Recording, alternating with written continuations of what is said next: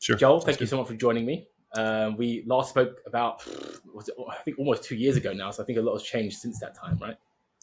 Yeah, the whole industry, I think, has jumped forward, light years. Absolutely. I think you're right. I think we're not done jumping either.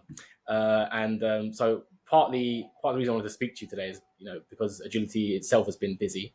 A new UI, a new marketplace, both exciting new things. Talk to me about new UI and what motivated you to build it and what went into it and what's different now.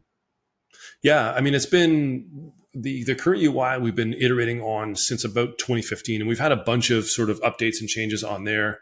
And it was just time to kind of modernize it. It was a great opportunity for us. We brought a design team in-house for the first time ever. So we have that in-house as a thing where we can continue to iterate and really modernize how people work with agility. And it allows us to do more things more quickly.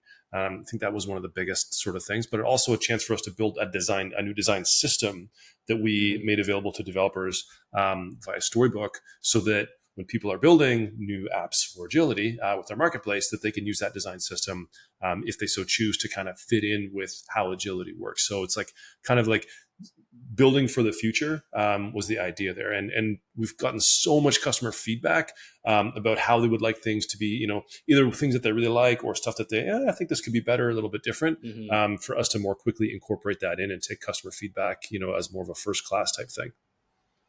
Do you mind sharing what some of those feedbacks were, like, specific, maybe like a specific feature they did or didn't like, or that you had to change? Anything like interesting or something that took you maybe by surprise about some of the feedback?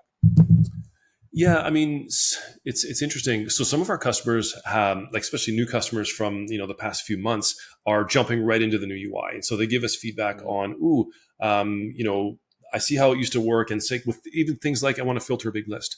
Well, it'd be great if I could filter based on more fine-tuned details. Some folks are building like really big lists of things, and they're managing thousands of records, so they want to save their filters and have that be a personalized thing. So we're looking at bringing in better, just something as simple as better filtering.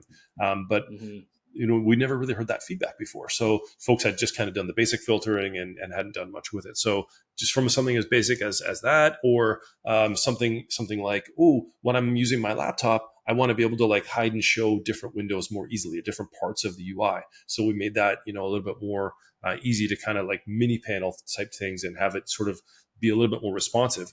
We don't work great on a mobile device. I think editing your website from a CMS point of view on a mobile device isn't quite there yet from any vendors.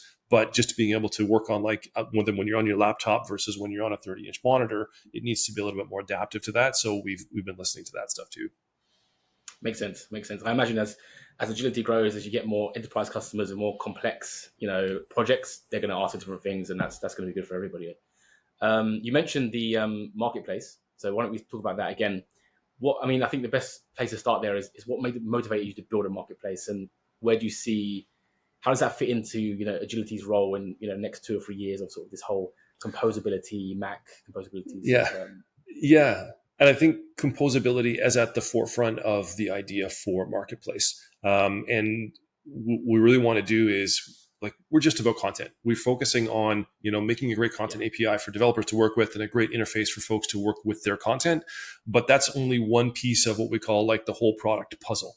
Or the whole product pie. So there's a lot more that goes into a solution. And one of those things is all the other products that folks work with, all the other services or platforms that are integrated, and how does that kind of work with agility? So if you're using, analytics, how do you bring analytics into agility? How do you bring your e-commerce products into agility?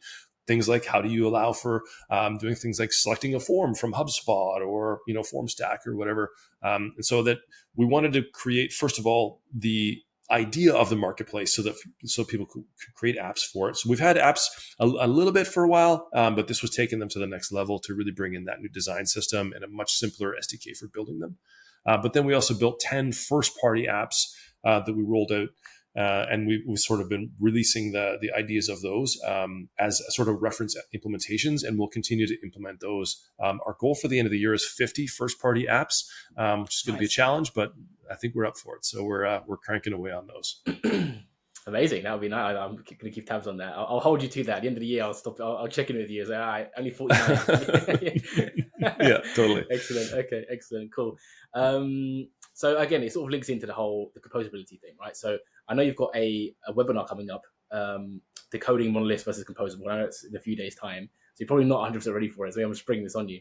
But this is obviously the conversation, right? The conversation happening right now.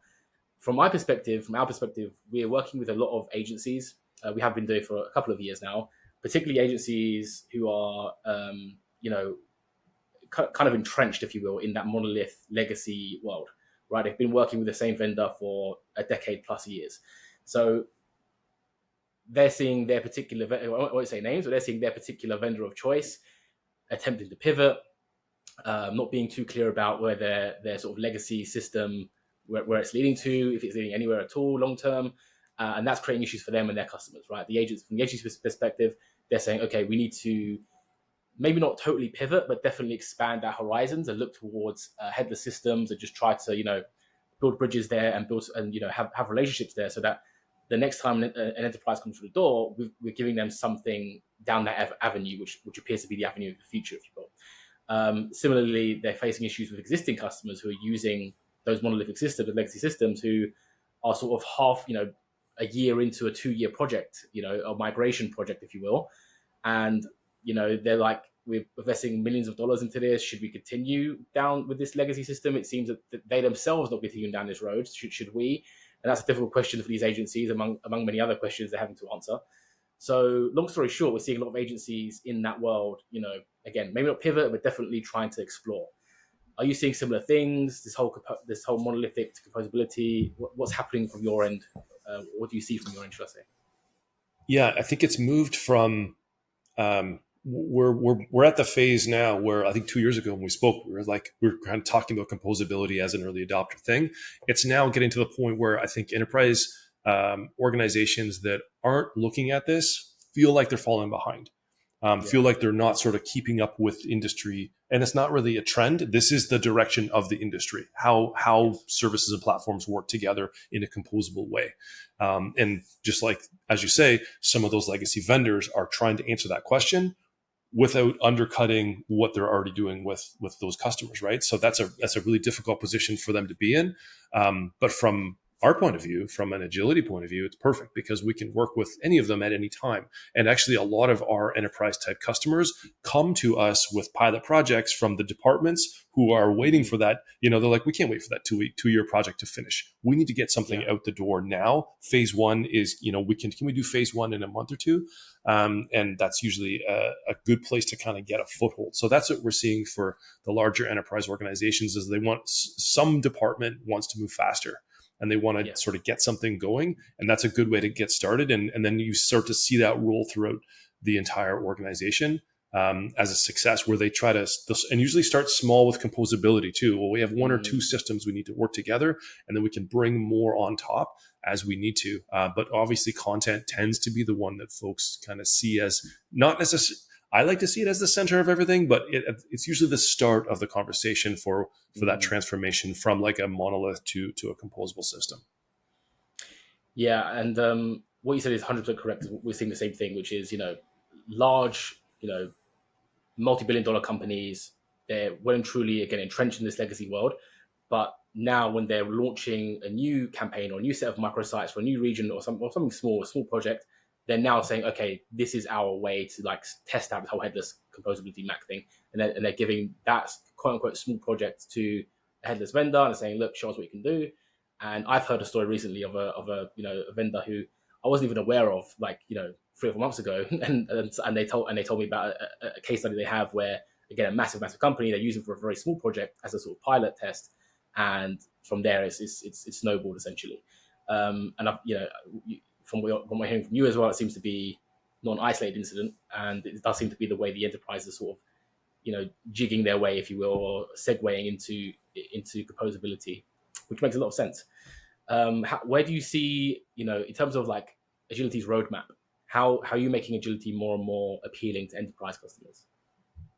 Yeah, well, and I think you hit the nail on the head where it's that what we're seeing from like the kind of headless vending world is, how do you make that change from your pilot project to Yeah. they're going to use you for everything. And most of our long-term customers, like Agility's, like our average customer lifetime is like 10 years. A lot of our customers have been doing that with us for a long time. So we're pretty good at that. Our new UI marketplace was hey, how do we help those folks, kind of go through their rebuilds of, help them bring on new technology, that sort of stuff. But for us, the idea is, we want to make things like the things that people liked in their monolithic type systems. We want to make that kind of bring that in. So, better preview, more inline preview, that kind of stuff. Not necessarily inline editing, but definitely inline collaboration is one of those that we're really looking at. So more of like a Figma style collaboration is something that we're exploring about how to kind of bring that to market. And then just sort of continually bettering our SDKs and making it easier for developers as that the developer ecosystem and kind of the framework ecosystem, I think, is kind of starting to like really, really move towards making that easier for developers to get started and to sort of build projects that are going to scale. So as opposed to, hey, you can quickly build something that's going to be fast for a pilot project, this is how you can build a massive project in a composable way with things like microservices and stuff like that will scale, and you can have that as more of like part of your sort of your main digital properties that you have, as opposed to, it's not just a pilot project. This is a for real, your corporate website or your corporate platform can run on this. Yeah, that makes a lot of sense. I think the last time we spoke, Joel, I ended it with asking you, what's one thing you would change about the headless Mac composable space? So I want to ask you. I want to ask you the same thing again today. I know you haven't prepared an answer for this, which I kind of was planning for, because I wanted to see. I want to compare. I want to go back to that 2 years and see like how that answer has changed, if it has changed. So if you could change one thing about the space, right? Maybe it's something that bugs you. Maybe it's something that's just a constant sort of pain point for you and the team. Or just something broader, right? Something that you'd like to tackle someday with agility, but just you're not there right now. What's one thing you would change? What's one thing you'd bring to the industry that isn't there right now? I can't remember what I said 2 years ago, so now I'm interested to see what I said. Yeah. I think the industry is getting ready for more standardization, and I think that's what I would change. I think organizations like Mock are helping that. We're not really seeing protocols yet, that kind of thing about how services should work together. We're seeing a lot more connectors and apps and stuff like that. But I think a higher level of standardization about what is possible with CMS, with headless, with services. What do we expect from an e-commerce system? What do we expect from a CMS? It's hard to do that when everyone's also trying to differentiate, right? That's so right. we're trying to be, everyone's trying to be different, but how can we be the same? So the things that we do the same, I'd like to see more standardization on, because I think it would help the entire industry grow faster. So that's a level of where, so what I started doing is like, I'm a part of a few groups where like CMS vendors, we get together, we talk like friends. So we're competitors, but there's things that we can share that can make all of us better. And I'd like to see more of that in the industry, where we're working together as vendors to kind of help out those customers and to grow the industry beyond where it is. Because I think it's just so untapped in terms of the potential of growth. Amazing. That is a really interesting topic that I'm going to dive into, because, and I think we may even do some follow-up content on that, because that is a very, very interesting topic. Because as you mentioned, how does the industry manage that while allowing everybody to differentiate and innovate and offer something different to the competitor? But it's a compelling argument that would help the industry as a whole, I think. So that is super interesting. I'm 99% sure that's different to your last answer to that. So that's super interesting. What I'd also like to say is maybe off air we can share that list of names perhaps who you get together and discuss with, and if we could bring that here and have that discussion here with 3-4 vendors talking about things. What do we agree on? What do we disagree on? I'd love that. So maybe we can discuss that off air. But it's interesting Sure. that I've always known that that's happened on a kind of small scale. Like there'll be like the CMO of one headless vendor will know somebody at the other vendor, and they'll talk. But it'll be interesting if we can get like 3 or 4 of you in the room and discuss stuff. But yeah, we'll talk about that offline maybe. But this has been very interesting as usual, Joel. Thank you for your time, and hopefully we'll have you on again soon and ask you that same question again. For sure. Thanks, Kai. I appreciate it. Thank you. Okay.